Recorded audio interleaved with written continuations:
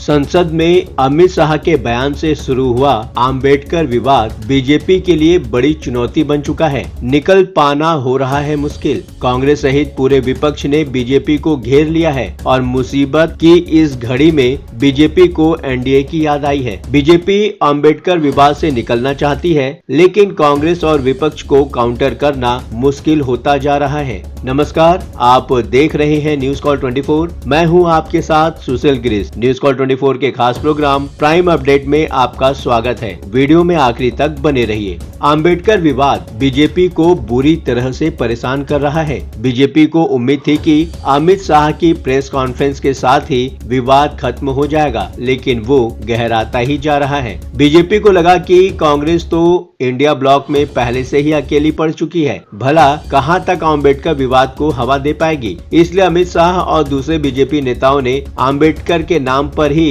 कांग्रेस को घेरना शुरू कर दिया था, लेकिन बवाल थमने का नाम ही नहीं ले रहा है। भारतीय जनता पार्टी की अपेक्षा के विपरीत आम्बेडकर के मुद्दे पर कांग्रेस को समाजवादी पार्टी और दूसरी विपक्षी दलों का साथ मिल गया है। मजबूरी भी ऐसी कि कांग्रेस नेताओं के खिलाफ हमेशा ही आक्रामक रहने वाली बीएसपी नेता मायावती भी हमलावर हो गई हैं और बीजेपी नेता अमित शाह से बयान वापस लेने के साथ ही पश्चाताप करने की भी मांग कर रही हैं। हालात बेकाबू होते देख बीजेपी अध्यक्ष जेपी नड्डा को अपने आवास पर एनडीए नेताओं की बैठक बुलानी पड़ी। बैठक में केंद्रीय गृह मंत्री अमित शाह भी शामिल हुए। करीब 50 मिनट तक चली एनडीए की इस बैठक में टीडीपी अध्यक्ष एन चंद्रबाबू नायडू, जेडीयू से राजीव रंजन सिंह उर्फ लल्लन सिंह, जेडीएस से एचडी कुमारस्वामी, एकनाथ शिंदे की शिवसेना से प्रताप राव जाधव, निषाद पार्टी से संजय निषाद, हिंदुस्तानी अवाम मोर्चा से जीतन राम मांझी, अपना दल से अनुप्रिया पटेल सहित एनडीए के और भी नेता शामिल हुए। एनडीए की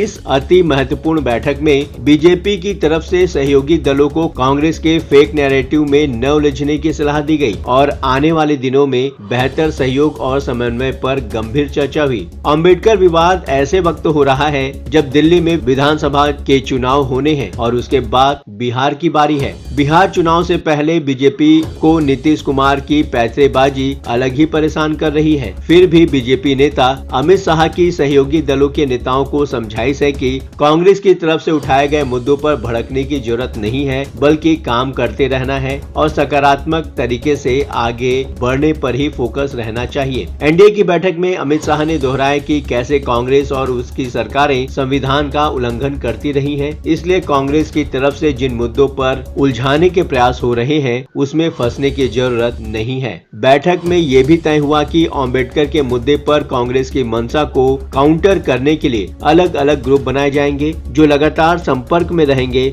और मुद्दों से खड़ी हो रही समस्याओं को सुलझाने की कोशिश होगी। इस काम में एक कैबिनेट मंत्री और एक राज्य मंत्री सांसदों से अलग अलग संवाद करेंगे ताकि बीजेपी के खिलाफ कांग्रेस की दुष्प्रचार की कोशिशों को नाकाम किया जा सके। आगे बढ़ने से पहले आप न्यूज कॉल 24 के इस चैनल को सब्सक्राइब जरूर कर लें ताकि आपको सभी नोटिफिकेशन मिलता रहे। बीजेपी को मालूम है कि मौजूदा एनडीए सरकार सहयोगी दलों की बैसाखी पर टिकी है, लिहाजा एकजुट रखने की चुनौती पिछली 2 सरकारों के मुकाबले ज्यादा है और यही वजह है कि बीजेपी पहले से ही सतर्क हो गई है। जुलाई 2024 में भी बीजेपी संसदीय दल की जगह संसद सत्र के दौरान एनडीए संसदीय दल की बैठक बुलाई गई थी और उसमें प्रधानमंत्री नरेंद्र मोदी ने कहा था कि सभी एनडीए पार्टियों को अपना प्रवक्ता नियुक्त करना चाहिए और उनके बीच समन्वय होना चाहिए ताकि सरकार की बात एक साथ एक आवाज में आ सके। बीजेपी की कोशिश है कि एकजुट एनडीए कांग्रेस नेता राहुल गांधी और विपक्ष के अम्बेडकर पर नैरेटिव को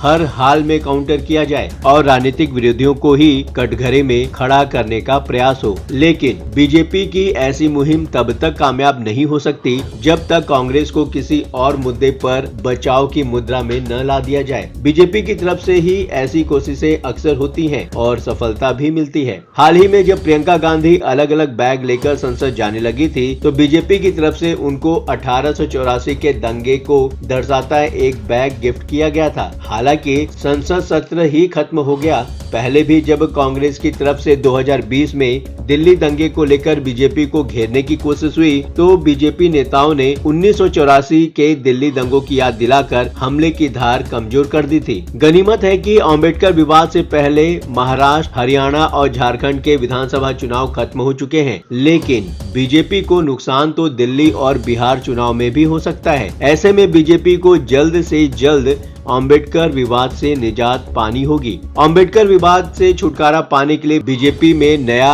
अध्यक्ष दलित समुदाय से बनाने की भी चर्चा चल रही है। हाल फिलहाल कांग्रेस ने इस मामले में पहले ही लीड ले रखी है। बीजेपी और अमित शाह के लिए अच्छी बात ये भी है कि अम्बेडकर विवाद में यूपी के मुख्यमंत्री योगी आदित्यनाथ की भी एंट्री हो गई है। राहुल गांधी पर हमला बोलते हुए आदित्यनाथ ने कहा है कि बाबा साहेब का अपमान तो कांग्रेस और नेहरू ने किया है। कांग्रेस को अपने अनैतिक काम के लिए देश से माफी मांगनी चाहिए। विपक्ष को केवल मुसलमानों की ही चिंता है। कांग्रेस शासन में अम्बेडकर का स्मारक तक नहीं बनने दिया गया था। ऐसे दौर में जब बीजेपी नेतृत्व और योगी आदित्यनाथ के बीच टकराव की खबरें आती हैं, योगी आदित्यनाथ का ये कहना काफी महत्वपूर्ण हो जाता है कि अमित शाह के बयान को तोड़ मरोड़ कर पेश किया गया। इस खबर पर आप क्या सोचते हैं? कमेंट सेक्शन में जरूर बताएं। चलते चलते ये बात भी बताना जरूरी है, न्यूज कॉल 24 अपने दर्शकों की राय और सूचनाओं के लिए हमेशा खुला है। यदि आपके आसपास कोई महत्वपूर्ण घटना, दुर्घटना, भ्रष्टाचार, प्रेरक प्रसंग, वृत्तांत, सामाजिक मुद्दा या अन्य कोई मामला सामने आए तो कृपया उसे हमारे साथ साझा करें। हम आपकी गोपनीयता की पूर्ण सुरक्षा का आश्वासन देते हैं। आपके योगदान से हम बेहतर और सारगर्भित समाचार प्रदान करने में सक्षम होंगे। न्यूज कॉल 24 नई सोच, नए नजरिए के साथ आपको हर खबर के पीछे के असली मायने क्या हो सकते हैं बताने का प्रयास करता है। ये प्लेटफॉर्म है जनता का, आपका, आपकी आवाज उठाने का। अब आपकी बात नहीं रहेगी अनसुनी। आपके विचार, आपके सुझाव हमारे लिए मायने रखते हैं। अभी तक आपने चैनल को सब्सक्राइब नहीं किया है तो देर किस बात की, चैनल को अभी सब्सक्राइब करें। आपका चैनल को सब्सक्राइब करना, वीडियो को लाइक करके कमेंट करना हमारे प्रयासों को प्रोत्साहन देता है। आज के लिए बस इतना ही। लगातार खबरों के लिए बने रहिए न्यूज कॉल 24 के साथ।